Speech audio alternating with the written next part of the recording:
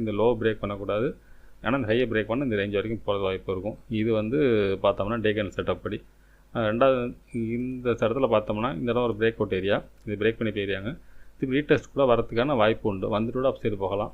ஆனால் நாளைய மார்க்கெட் வந்து இந்த கேண்டில் உள்ளுக்குள்ளே இன்சைட் கேண்டில் போகிறதுக்கான வாய்ப்பு உண்டு. ஒருவேளை கேப் அப் இருந்து ஹையை பிரேக் பண்ணாங்கன்னா இந்த ரேஞ்ச் வரைக்கும் போக வாய்ப்பு ஃப்ரெண்ட்ஸ். இது டே கேண்டில். ஓகே, 15 மினிட்ஸில் பார்ப்போம். ஃப்ரெண்ட்ஸ் 15 மினிட்ஸ் வச்சுருக்கோம். பார்த்தோம்னா ஃபஸ்ட்டு ரெசிஸ்டன்ஸ் பார்த்தோம்னா 53,888 இன்றைக்கி போன ஹை.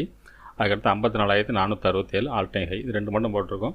அதுக்கடுத்து சப்போர்ட்னு எடுத்துட்டோம்னா ஃபஸ்ட்டு சப்போர்ட் 53,461, அதுக்கடுத்து 53,221, அடுத்தது 52,850 இன்றைக்கி போன லோ. சரி, ஓகே. இது என்ன மாதிரி மூவ்மெண்ட்ஸ் வைப்புன்னு பார்த்தோம்னா நிஃப்டி ஸ்டைலில் தான். அதான் ஃபஸ்ட்டு சப்போர்ட் எடுத்தாங்கன்னா மார்க்கெட்டை பொறுத்தளவுக்கு இந்த ஆல் டைம் ஹை போகிறதுக்கான வாய்ப்பு ரொம்ப அதிகம் ஃப்ரெண்ட்ஸ். அதாவது சப்போர்ட் இதில் எடுத்துகிட்டு ஃபஸ்ட்டு ரெசிஸ்டன்ஸ் பிரேக் பண்ணாலும் மேலே போக வாய்ப்பு இருக்கும்.